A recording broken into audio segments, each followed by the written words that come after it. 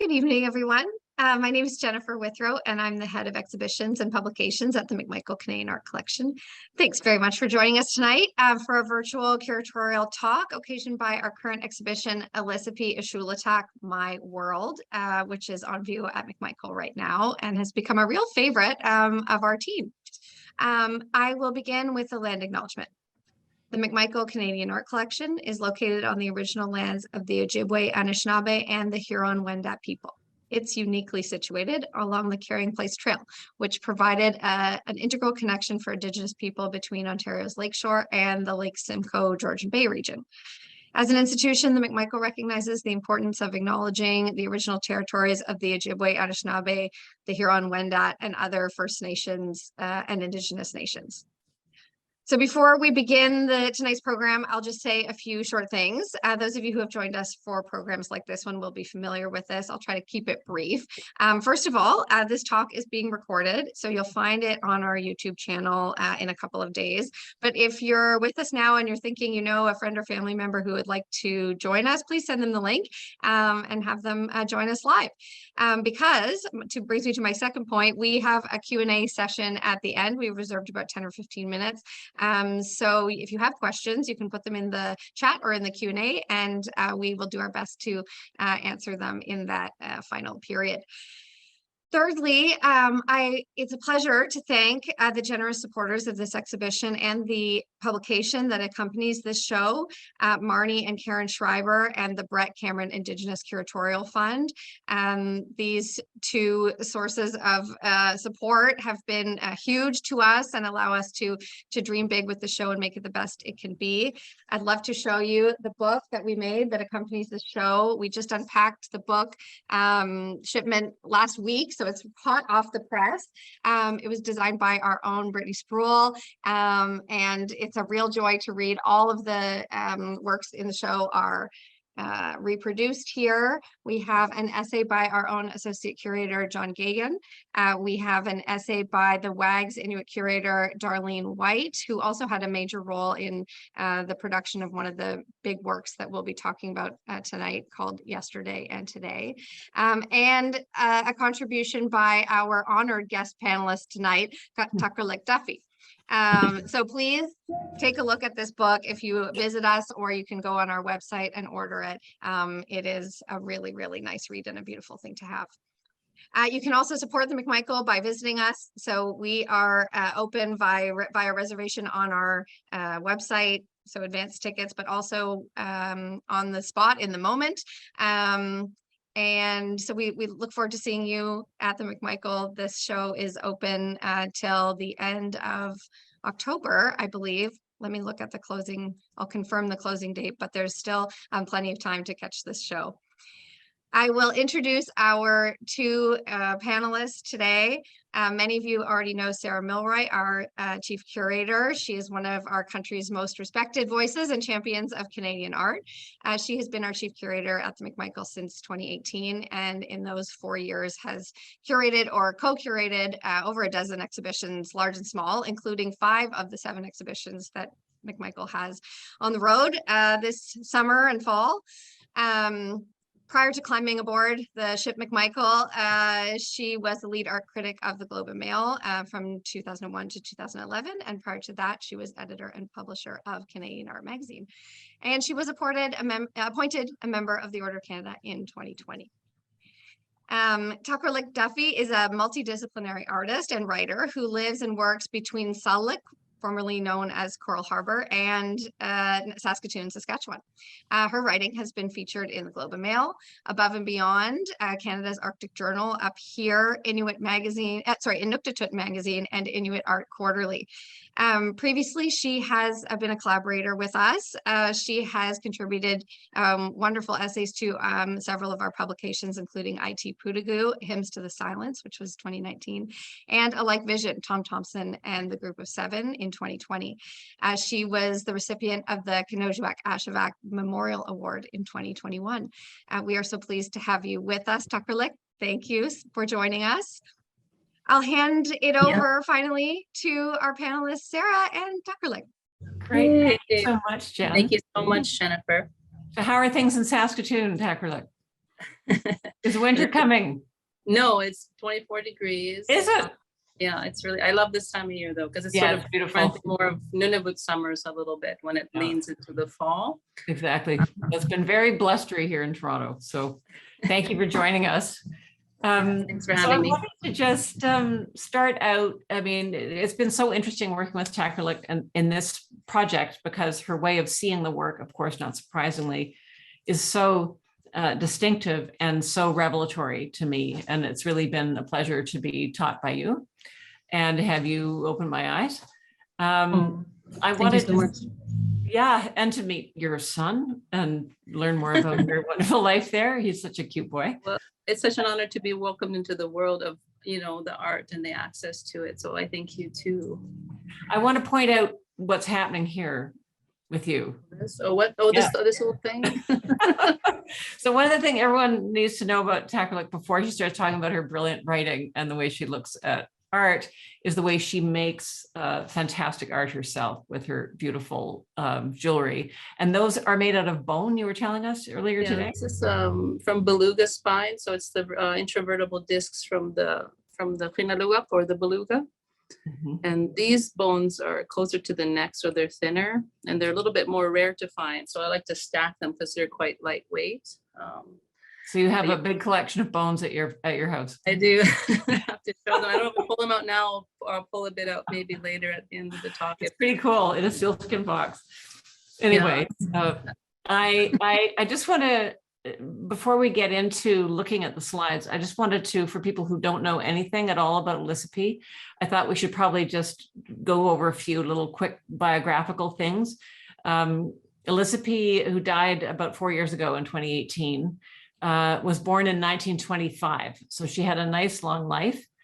And the early part of her life, she spent living on the land and had her children there and lived a traditional life, living in skin tents and so on, traveling on the land.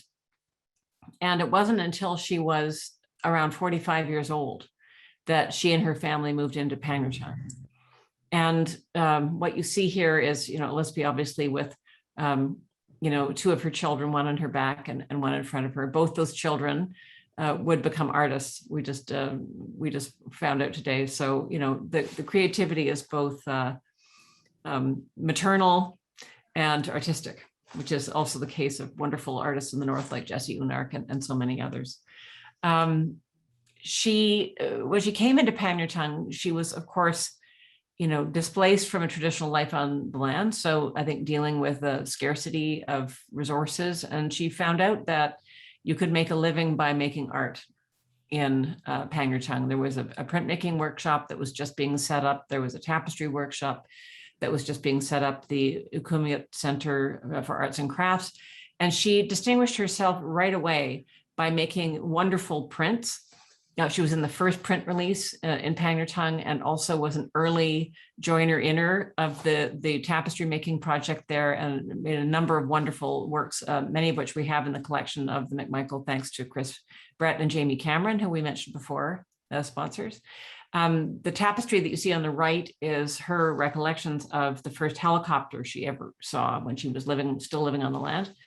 And, she recounts that story as being a story that was a moment that was intensely frightening for her and her family because they had no way of knowing what this machine was that was coming out of the sky. But she kind of translates it into something buoyant here. But it's, these are scenes from her life. And indeed, all of her work is really, I think, deeply about memory, both of life, before coming into the community and stories she heard from elders and from her family and things she observed in her new life in Pangnirtung. So, she starts out in her mid-40s and making prints and tapestries. And here she is, 40 years later, if not more, on the floor with her oil sticks. And, it was a mind-blowing discovery for her in around 2009. A man named Paul Matchnick from Montreal was doing, and hopefully he's with us here tonight somewhere out there, was doing a workshop with artists in the community, and she had an oil stick for the first time, and it was like, stand back. So So I know that these pictures, Tarralik, that you've seen of Elisapee working on the floor, I think you've told me that these have a very nostalgic I do, yeah. feeling Well, for you. it's very familiar, even if not being as familiar with her personally. It really does remind me of like Mananachap, or like Mananachap, my grandmother, my aunties to this day, you know, situating themselves on the floor when they're working on skins, cleaning fox skins or polar bear skins or seal skins. Or even just at family gatherings when there's a lot of people, you know, many of us sit on the floor. Or if we gather around to eat country food, you know, it's cardboard many times on the floor, you know, just getting down on our knees and getting to work. It's a very familiar, very visceral image. And I think it's just so lovely, especially because you don't think often of like elderly people, you know, being on the floor. So, but in our culture in up north, it's very common and it's very familiar. Well, she looks very comfortable down there. We have other pictures later in the show here that to share with you. But the idea for doing this talk tonight kind of came out of a chance conversation, Tarralik, that you and I had about this work, which I was writing about in the introduction to the book. And I was writing about how subtle things here, I mean, there's very dynamic color. The topography of that landscape, you know, would seem to be an exaggeration until you look at what this fjord, the Pangnirtung fjord, actually looks like, which is this very elemental, like earth, water, mountain, sky. It's like very minimal and, you know, impactful in that way, kind of like the planet reduced to its most essential elements. But then she does this interesting formal thing of tilting the horizon, which makes you really, I think, feel like you're adrift and, you know, unstable, and maybe even makes that rowing seem more laborious. And so we were talking about this and the colors, and you said to me, well, the man or the person in the little boat is going to look for the loon eggs. That's what I was thinking. It looks like he's going to be after their eggs. That's what it's like the loons are leaning forward as if they're about to take off. And like, I wouldn't have known that you would be going for loon eggs. So my whole understanding of the tension that was at work in this image between this figure approaching, which I had assumed would be going right on by, and your understanding of it as being possibly he's coming to take the egg. Could be, yeah, right. It's definitely a possibility. And this was the thought that struck me. Because of how we'd go egg picking often, you know, and often it's through boats because the birds, the smart ones, they want to put the nests as far away from human contact, you know. I think you know, one of the things, very aggressive birds sometimes, so it can become kind of tense, even though they can't do much harm, you know. But you'd rather not be attacked by a loon. No. I mean, I think it's the combination of that, and this is the kind of very, very simple formal decisions that she makes that make the work so dynamic. You know, it's the tipping of that line at the horizon and then the leaning in of the loom. Brilliant. Yeah, and you really feel the movement, like you said. It feels like you're on the ocean or on the, you know, on the water in the bay. Like it's kind of suspenseful too, you know. It is. Yeah. Which is a brilliant move. Like you said, there would be an exaggeration in coral if I had drawn mountains like that, because we had grown up calling these things mountains, and my dad were like, those are hills. You know, and they are compared to, you know, these beautiful mountains. So here's another one of her, you know, and I think if you didn't know what Pangnirtung looked like, you would probably think this was a great flight of fancy. I mean, obviously the colors are very, you know, she's really reveling in the contrast between the yellow and the blue and kind of creating something here. I think it's wonderful. Yeah, it's when you're on the land too. I think there's an even more, like, pictures just can't do it justice as well, right? When you're standing right in the middle of the land, when there's nothing else around you except these glorious mountains and the ocean and the sky, and then the changes of color that occur, you know, by the minute sometimes. And I love this little loose dog that's being obedient and coming to its owner. Because there's tension here with dogs running away up north. It's quite stressful, you know. Yeah, they can go a long way. Yeah. And is that dog wearing a little brace? Yeah, it would be like for traditionally like a dog team sort of harness, right? Like a dog's, if there's just a pet dog or that you have today, it just would be a collar most likely. But yeah, he looks like he would possibly be, or she could possibly be a little dog team dog. Mm-hmm.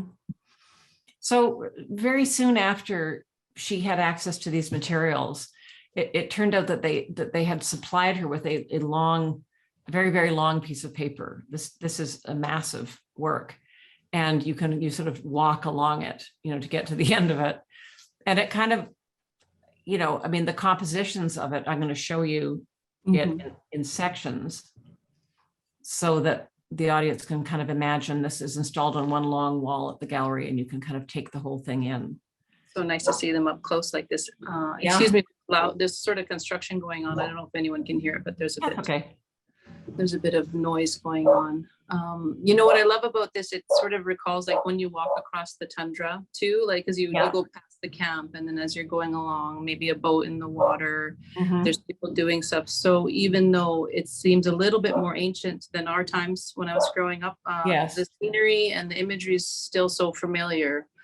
Like it's not hard for me to place myself there, like this summer, even, walking along the beach, collecting bones, going by people's cabins, and there's tents and dogs and boats and people busy. I think too, I mean, when I look at it just from a formal point of view, the way that this little red stripy skirt here just kind of like animates, and it's quite a different, if you put your hand over that, it's quite a different effect without it. Yeah, so and which she really knows where to put, she has an incredible instinct for where to put the visual incident. Some things are quite detailed and other things are very generalized. So there's kind of a real play between those things. Absolutely. And it's a good call to like the traditional amotik maybe sewn with traditional skins, and then perhaps the dress would be sewn by material bought at the craft shop or Hudson Bay, that was brought in, and then Inuit women would incorporate that into like linings, or they'd use them as their dresses or silapa or, their atigis. So it is really nice to see those sort of interesting pops of color along with those really earthy tones. And that's something you see to this day. And I think it's just fashion wise, as well as art wise, it's really fabulous thing to look at. So we'll just go through that, just walk down this landscape one more time. I love that she seems to capture the weather, it seems like the feeling of the weather, even she captures really well. And time of day.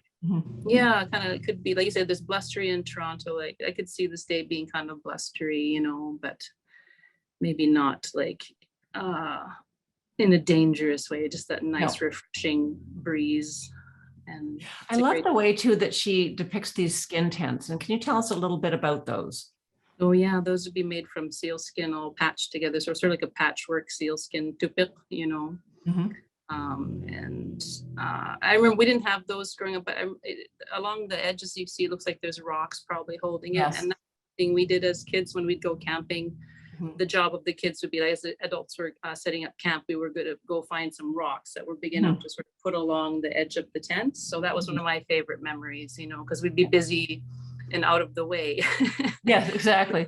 So even though the materials would change, the techniques of building the tent would. My battery is low. Yes, even though the techniques would change, it's like so much is familiar from even when I was growing up. Just excuse me, I got to plug in my technology. That's okay. I'm going to just let people look at this beautiful thing while you get yourself sorted. There, I got it. I actually really love this part of her work too, where there's a couple of works in the show that are almost complete abstracts, where she just, gets right down to the snow and the rock and plays around with that feeling of emptiness. We would see emptiness. She would maybe not see emptiness. Yeah, no, I never see emptiness too, but because snow has a life of its own. Yes. Right, because it's like sort of a living thing that comes and goes and changes. Yeah. Lingers longer than you would want sometimes, and then it reflects the light so well that it could look pink and blue and purple, or really dark sometimes.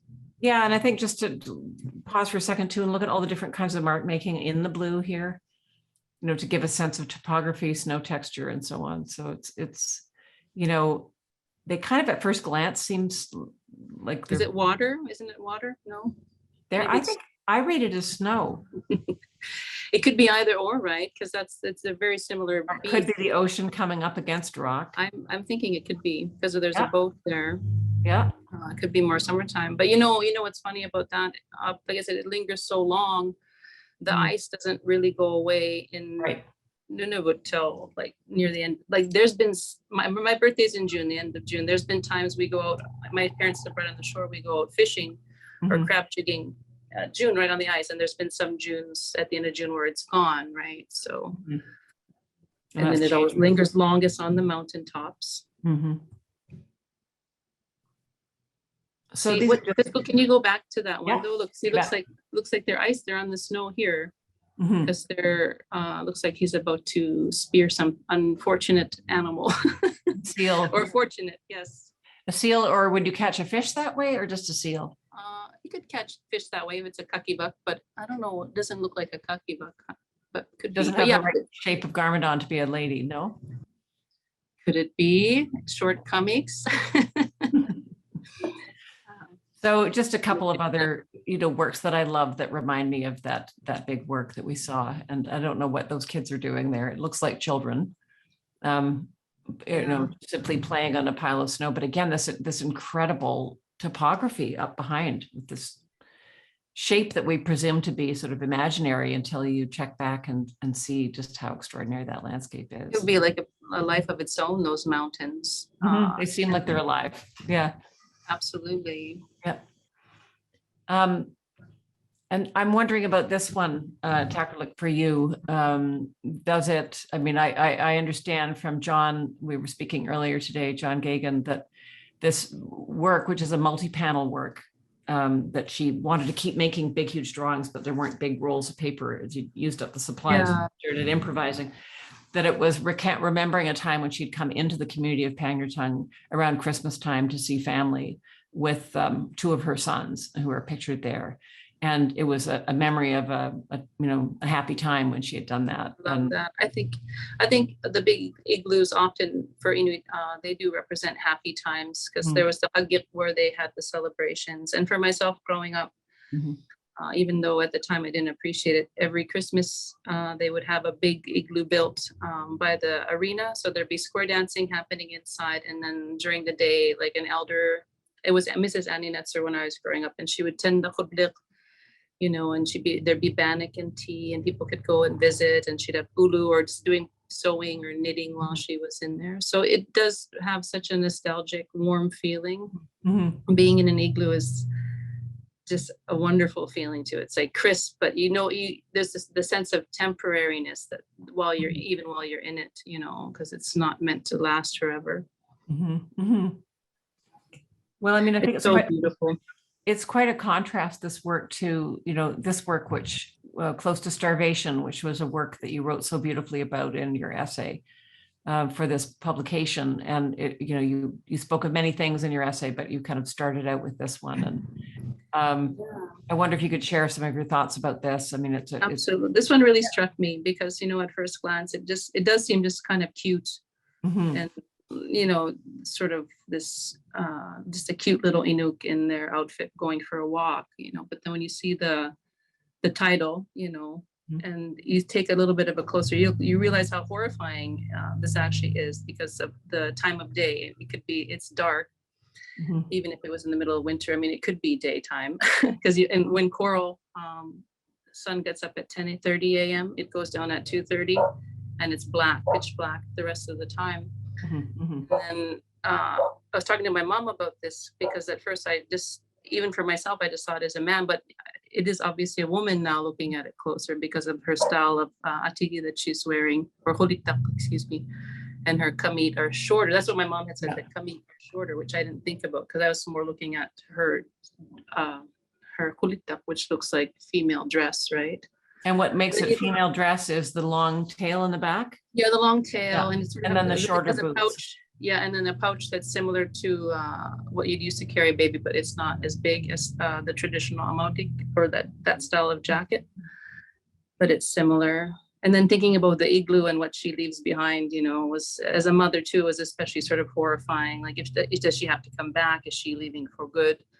Is she going hunting? Is she trying to find a cat? So many questions. And if you walk to the co-op or the northern and -50 in the dark, it can be difficult enough, and so just imagining my ancestors going off, and it was people like this, and the reason why we survived to this day, right? Just this tenacious lady who's just going to do what it takes to survive.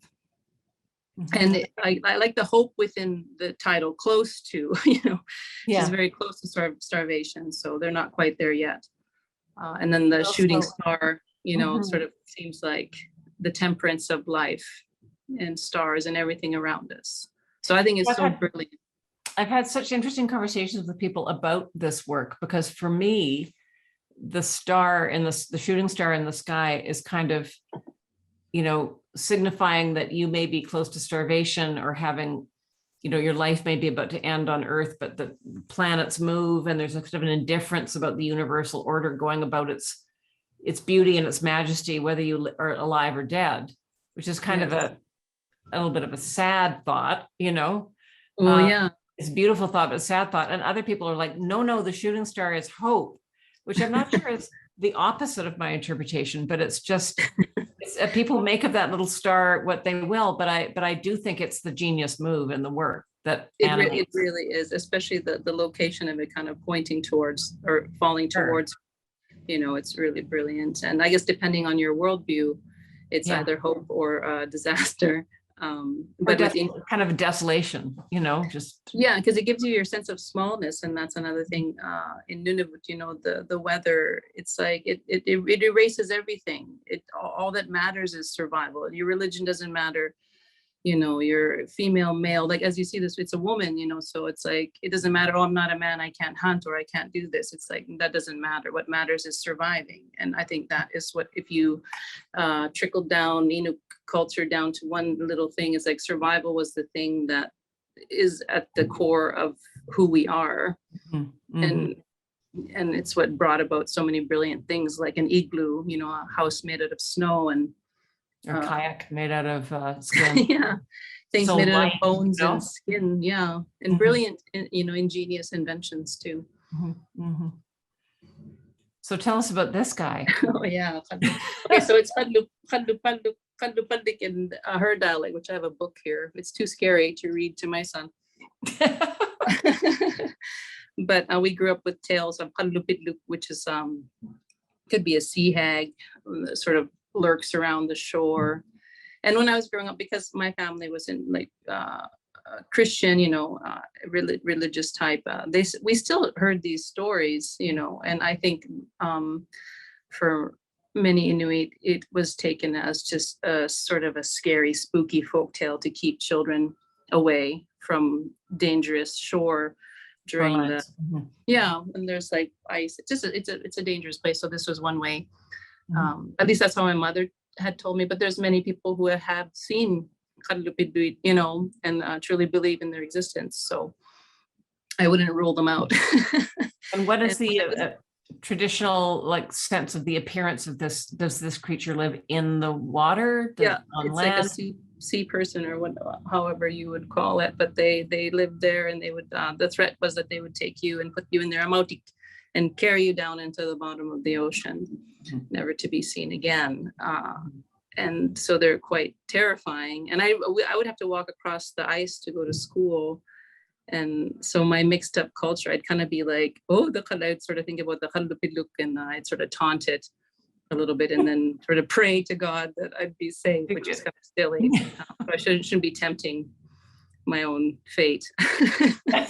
Perhaps not. But it's a very familiar story. It's kind of cute how I don't know if the kids look like they're terrified and running, or if they're kind of taunting it. Maybe they're like, right. There's a little bit of both, which is what we did as children, because you'd hear these tales, and maybe as kids it's like you don't want to listen because you want to do what you want to do, and then you're like, I don't believe it. Or like if you see it, maybe the more ballsy kids would maybe be trying to tease it.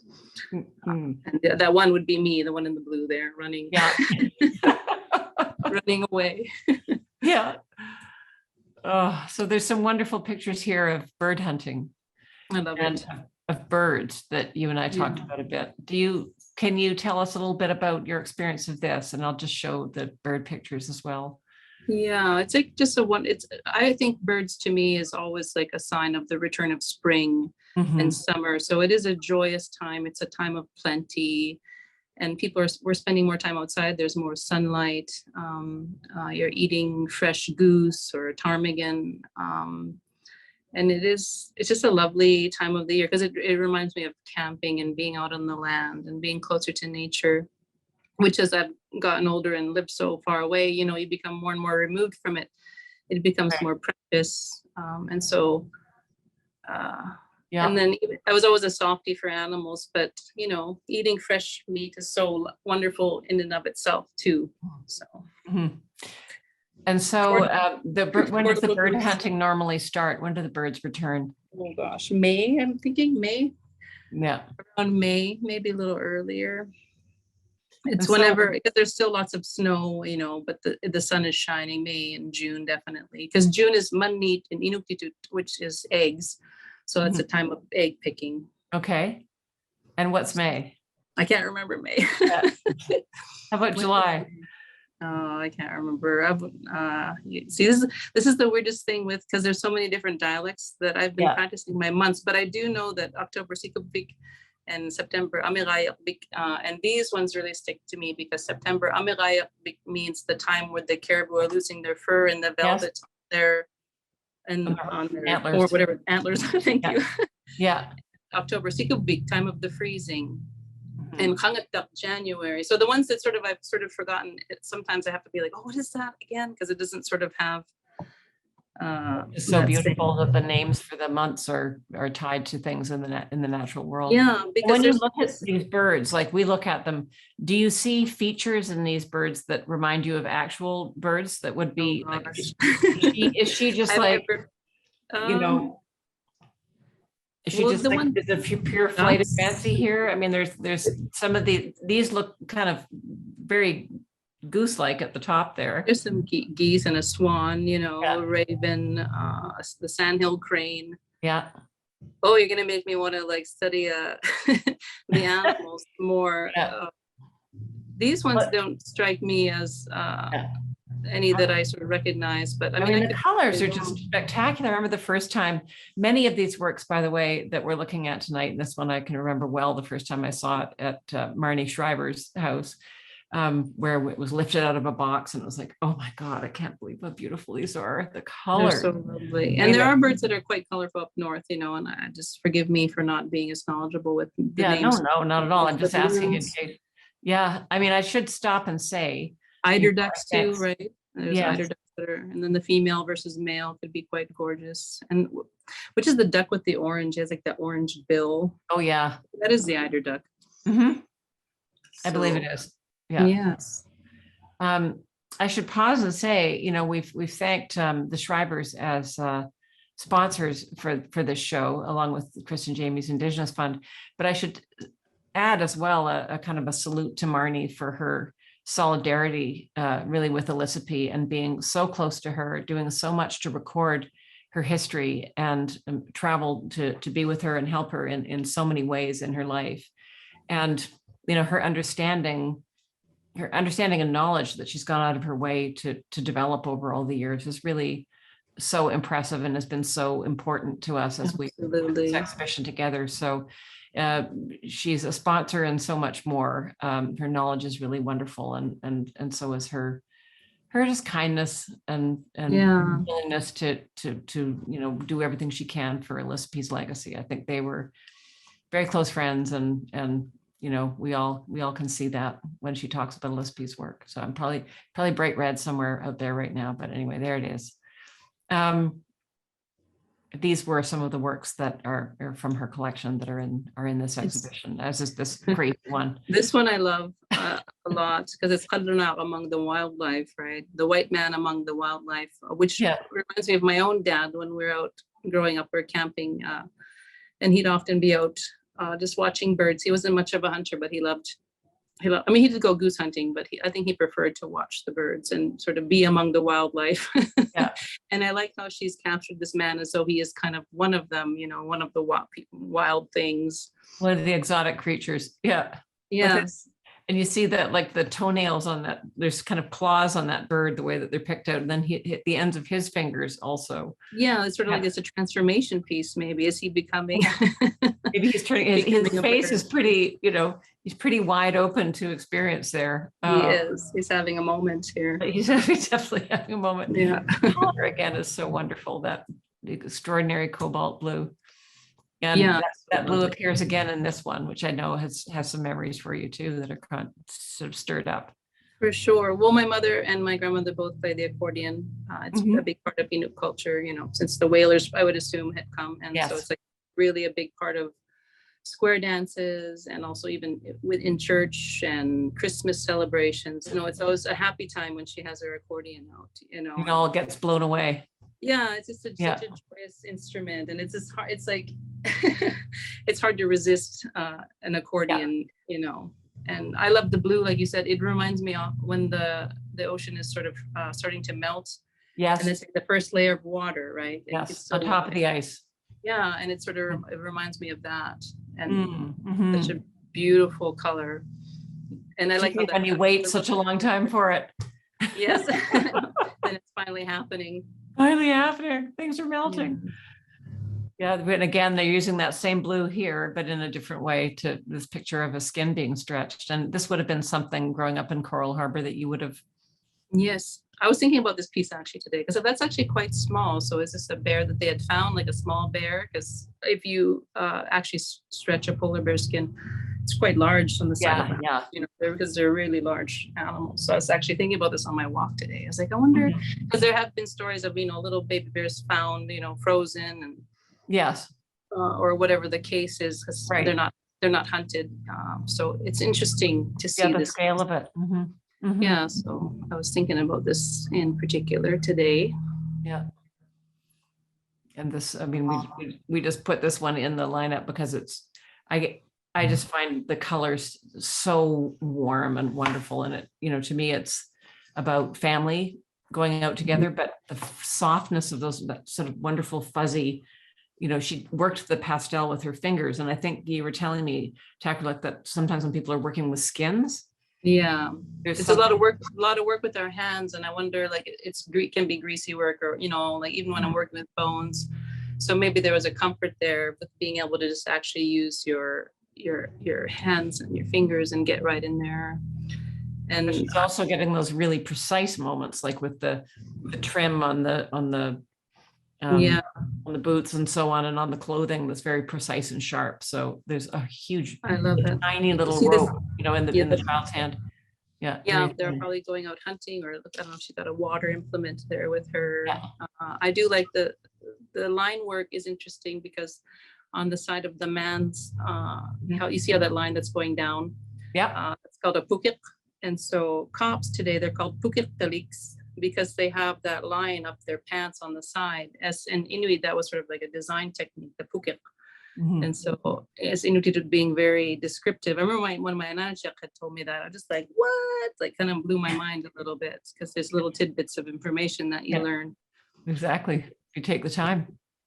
But I love design on Inuit clothing, just because of things like lines and triangles, and like the linear sort of color blocking is really lovely.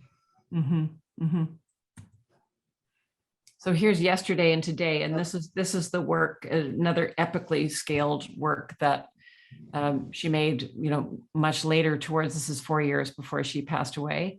And this work was commissioned by Darlene White, who we mentioned earlier, at the Winnipeg Art Gallery, who has spent many, many decades studying Inuit art and traveling in the North. And I think that if I have the story right, Darlene, got wind of these works that Elisapee was making in oil stick, and knew that she had made a big one and wanted to encourage her to make another big one for the very important collection at Winnipeg. And this was the wonderful result of that. And here she is starting on it. So, I mean, what you can see here is that there's no, if you look, she's just launching in, and, like no one has made drawings this big in the North. I mean, it's just totally her own. I love it. Initiative and the confidence to, like, oh no, this is not a problem. I got this, and she ends up making this incredibly elaborate work that creates this counterbalance between the world that she grew up in on the left-hand side and the world of community in Pangnirtung with the planes and that wonderful pink helicopter that's up there. Again, the colors are sensational. The pink Right, boat. and the birds and the helicopters sort of sharing the color is brilliant. You know what it reminds me of when she's in that big long white, it reminds me of snow, right? When it's first winter, the sort of that fresh canvas is like anything is possible, but it's also daunting, right? So to see her there and like the fact of her age being of no consequence is it's inspiring to me. And I think that was something that was important to her to inspire young people. Which she does easily just by existing and doing this. Like it's sort of several things in her 80s. Yeah, she takes it up in her 80s, you know. Yeah. And then I think there's also like a seasonal change happening as you travel across this too. But and when you look at the right-hand side, you see the school, you see the little church with the red roof. There's an ice hockey rink. I'm curious, I'm just going to take us into it in more detail. There she is again on the floor. Oh, this is nice. I like being able to see up close. Yeah. You see the kamutik there, everyone will be familiar with the sled, the kamutik. Yeah. And look at the work on, I mean, the hills, the way they're done, the kind of the very agitated, beautiful blending of the colors there. It's like fur, Right, because there's so many textures up north. People would say barren, it's anything barren. There's so many sounds and textures, the lichen on the rocks, and there's oranges and greens and browns. And then if anyone spent any time up north, almost every community has an Anglican church with the red roof, out in there. And so that's a very familiar scene, big red roof. And then the hockey rink and the hall, it's like the epicenter of all the hockey and hickeys. In Inuit. And is that do you think that's the runway on the right-hand side? Yes, that is what it looks like. You're right. Yeah. In my community, actually, we have one of those rare communities where the airport's quite far away. It's like 11 kilometers away, but most communities have the runway quite close to the town. Right in town. Yeah. Their coming and going is quite a feature of Hamlet life. Yeah.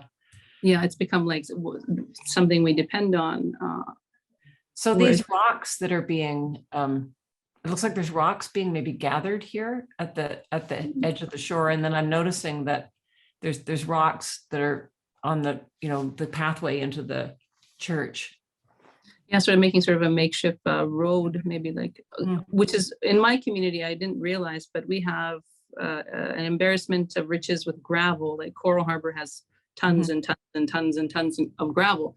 I didn't realize this isn't the way it is for other communities. So other communities would have to like break up rocks or bring in rocks, whereas we have gravel galore. Like it looks like the face of the moon in some spots in Coral. And I didn't realize that till I was older again, because I just took it for granted. We have gravel everywhere, but there's many communities that don't. So I would imagine this is people creating sort of like a Inuk style cobblestone road. Maybe make a path. Right.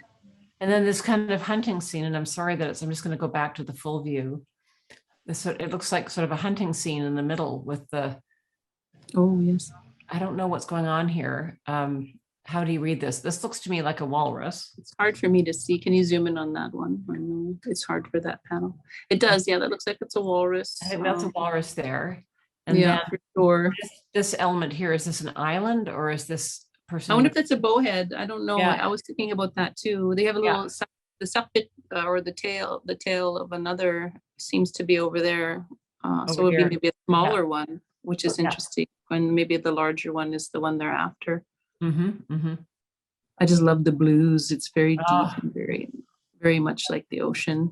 Take the whole thing in again. It's just so beautiful. And it's nice because it reminds you of the bay, because the Coral Harbor is sort of the same sort of thing, right? Where the bay comes into the community. And Pangnirtung has a similar a waterfront or a bay coming in like that. I haven't been. I've only seen pictures. Yeah. All right. It's marvelous. And in that yesterday and today, of course, the right-hand side, as we were saying, has the helicopters and the planes. And I mean, obviously incredible way of creating like a sense of vitality and liveliness out of color, like the yellow and the blue and the red, just Yes. vibrating against each other. And you really get that feeling of excitement about like that little plane. Seems like it's just like, you know, And there is excitement. I chubby mean, little, you know. Terrifying, and rightfully so. It was a scary thing, right? Sort of an alien invasion for real. But planes coming in can be very exciting. You have hockey teams flying over, or you have mail coming in, or fresh produce, or, you know, relatives flying in from another community. And so she definitely captured that sense of vibrancy and of life and the excitement of planes coming in and out. Yeah. And sort of it being a foreign object, but being very much at home in the environment. It's very, you know, it is a very endearing picture. It you know, it doesn't look like a scary thing. It looks like a welcome thing in this image. Yes. And again, that extraordinary topography in the background. And this truck, which we have hanging right beside the plane in the exhibition, and those two images are just sort of vibrating down the end of the wall.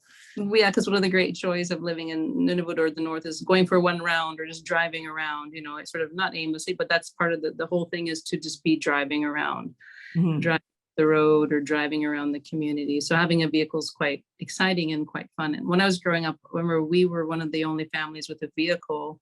Now there's so many vehicles, like it's outrageous. Like there's vehicles everywhere. So, but yeah, vehicles up north just mean the ability to go, you could go farther, you could go berry picking, or just, like I said, just enjoy the drive. And my dad had a big yellow truck. Oh yeah. In the 90s. So this definitely brings back memories of that.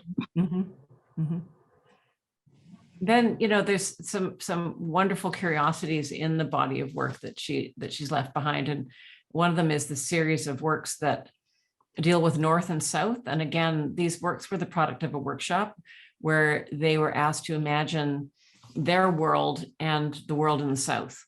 And so what you see is an Arctic, you know, a kind of interpretation of an Arctic landscape on the left-hand side, and a southern landscape with trees and mountains, it looks like, in behind down in the south. And I just find this, we put this image on the cover of the book because just the forcefulness of her imagining, but also the amazing visual language that she puts together here to describe her experience of the North.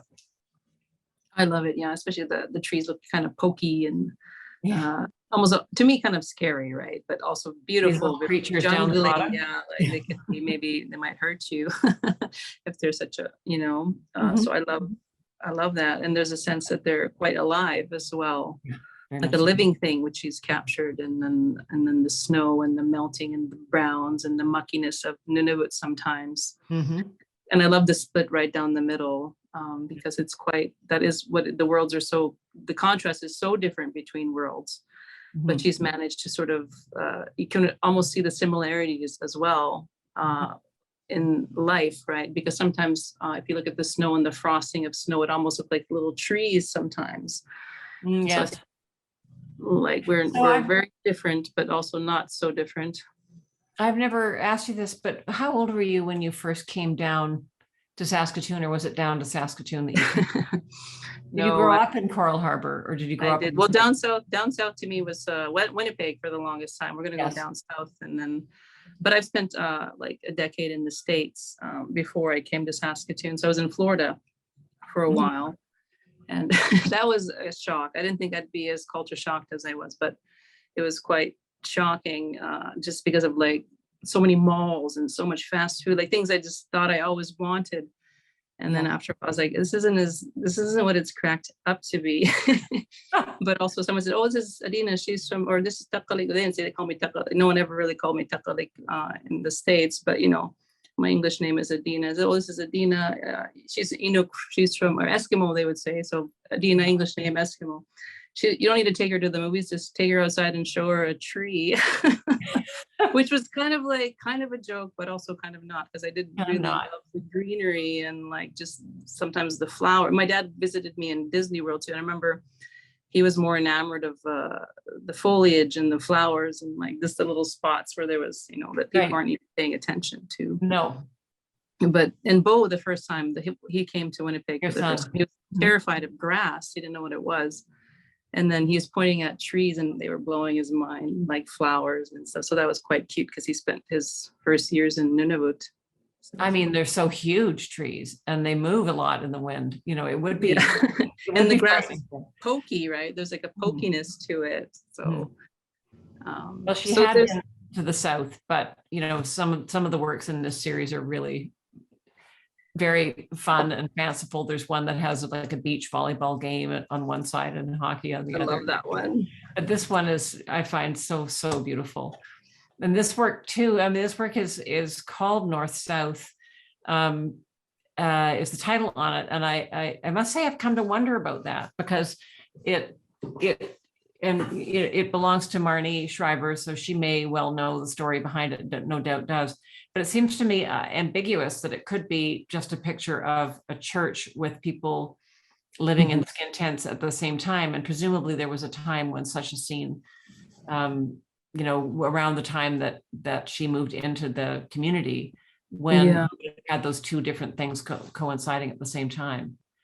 Yeah, because it looks like there's a cowboy there, but that very much looks like an Anglican church. But that is, those are images of the South in the North, right? Because they didn't exist until they were, colonization happened. And so North and South exists in the North. In that sense, yeah. Yeah, in that sense. I mean, I'm not, like you said, Marnie might know a bit more.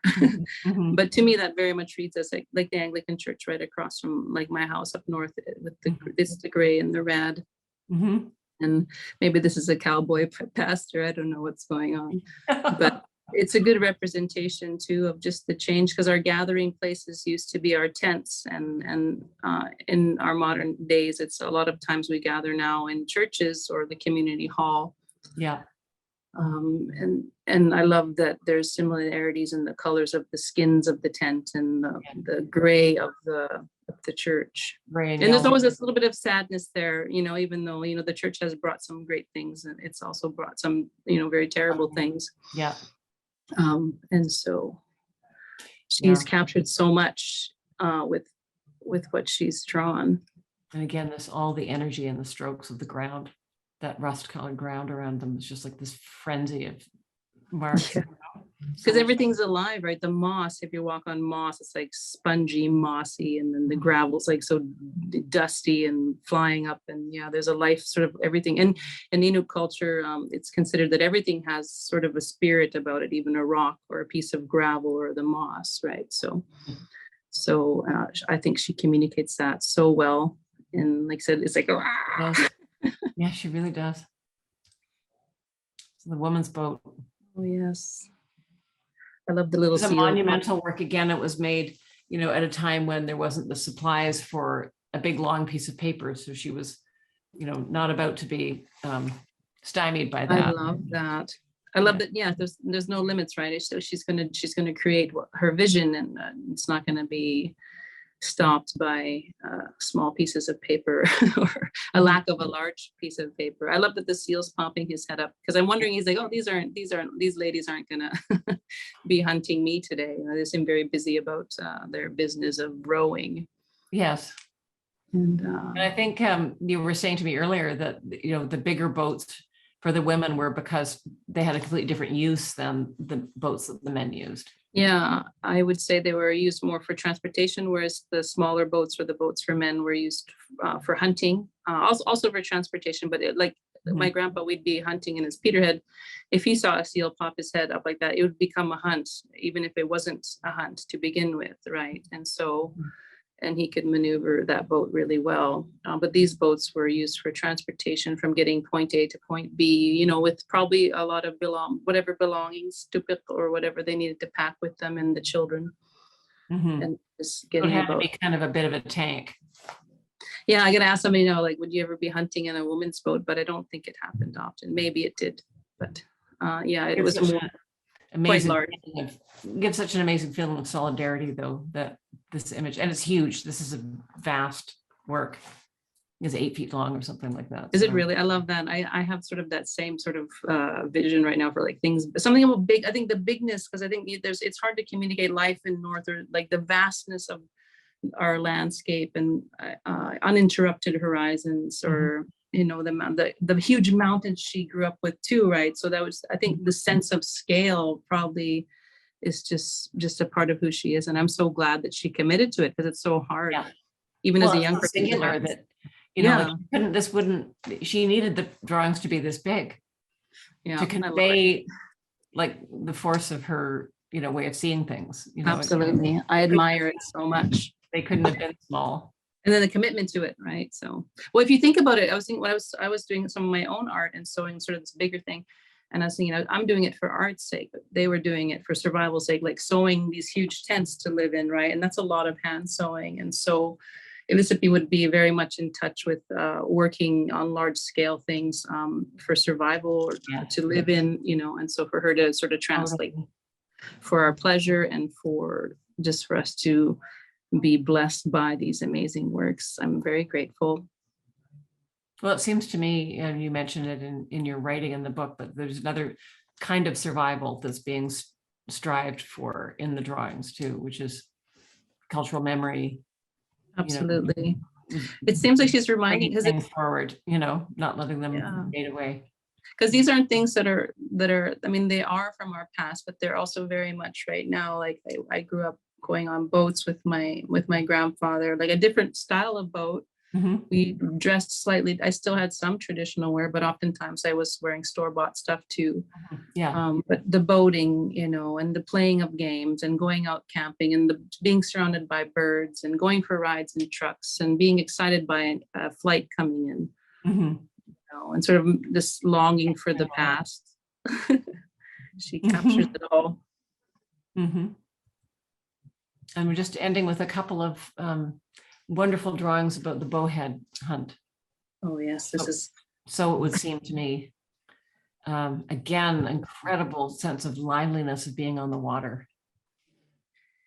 It really is, because there was, I don't know if many are familiar, but there was a ban on hunts because the whalers had decimated the population. And for 65 years, for my grandfather, they were not allowed to hunt bowheads. And I think it was 1999, 2000. They had started this, they lifted the ban, but it was only like one hunt for what the community would be selected, the team would be selected. So I think the first year was Repulse Bay or Nauyat. And then the second year it was Coral Harbor. So my grandfather had got to go bowhead hunting for the first time in 65 years. Oh my God. And to this day, it's one of those things, because it's one bowhead. And I think Inuit was the one that's most recently got a bowhead. So even to this day, it's one of these things and it has so much maktak, it's different than matak, it's maktak. It's and that it provides so much for so many communities, not just for one community. Often Inuit will like ship it to different places that if there's elders that are craving it or wanting it. And it's quite dangerous. They're really, really, really large whales, and so these little guys in a boat, the boat's not big. Well, I remember being in Igloolik many, many years ago. It would be almost 30 years ago now, when a beluga was hunted and killed. It had swum by Igloolik, and the men had all run down to the beach into their boat. And honestly, within hours of that whale being brought to the shore, everyone in the community had an aluminum pan, like you'd get they're coming in, bring your own bag with a big slab of the beluga meat. And I was just so struck by the instant sharing of it, how efficient the distribution was, how quick it was. Absolutely. It's how a complete. Community event. Yeah. It was a wonderful thing to see. I used to get in trouble, me and my dad, because we were a bit soft. Maybe it's my khadron outside, but we wouldn't. Sometimes if we see the whales on the shore, you're supposed to call like, "Oh, there's whales," and then everyone goes out, right?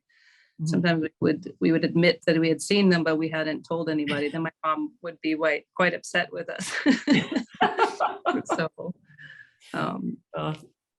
because it's hard to be, my aunties are some of my aunties are saying it's hard to be like an animal lover, but also understanding the need for survival and food insecurity, right? So you have to sort of find a way to balance. But reconcile. yeah, I definitely have been scolded before. This last picture is just, you know, the community there and what, you know, what it's like to be on the ground in Pangnirtung. And it's a community that is now closed again. I'm given to understand because they're having a struggle once again with COVID. Sad. And so the flights, I don't believe, are going in and out again, but my hope is that when things open up again in the spring, if they do, that we can go up to the community there and share the documentation of the exhibition. And I think Jen has some news as well about the book, Tarralik, that you contributed to, and its distribution in the North, which is really great news. Hi, yes, I do. Well, the book, as I mentioned, we just opened the shipment last week, and it was with Marnie Shriver's leadership and initiative that we printed 500 extra copies and developed a list of 40 community hubs and co-ops across the North, and we are sending, with her support, we're sending copies all over the North in hopes that they will reach the hands of, you know, those who might take inspiration from Elisapee's unique vision and her story, which is so interesting how she came to what her, I mean, she had an extraordinary life and coming to this kind of this apex of her career at age 85 or 9. How old was she? 85 when she picked up an oil stick.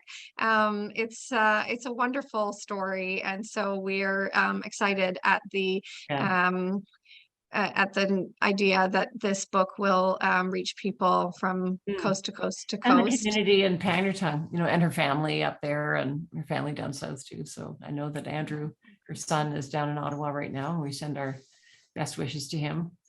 But yeah, we're very grateful. Marnie, thank you for that. We have a few questions Yes. that I ask you both. And one of them I'll just preempt, it'll be asked and answered, but someone asked about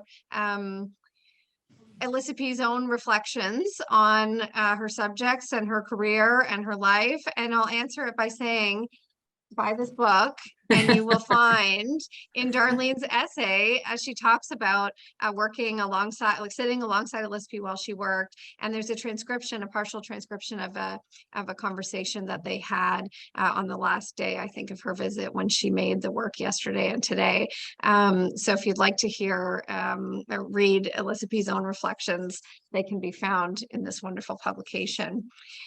Two other questions came through. One person is curious about your interpretation, Sarah and Tarralik, of the of Elisapee's use of people in profile, and the person observed that people seem to be facing left quite a lot.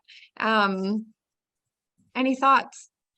My first instinct is people in motion. Like Inuit are often busy, very busy people. So it's not like they're posing and looking, you know, they're probably on their way somewhere, hunting, in the middle of doing something. And so that's it would be harder to capture, like facing front, and that sort of, that's my, to stop and look at the viewer, you know.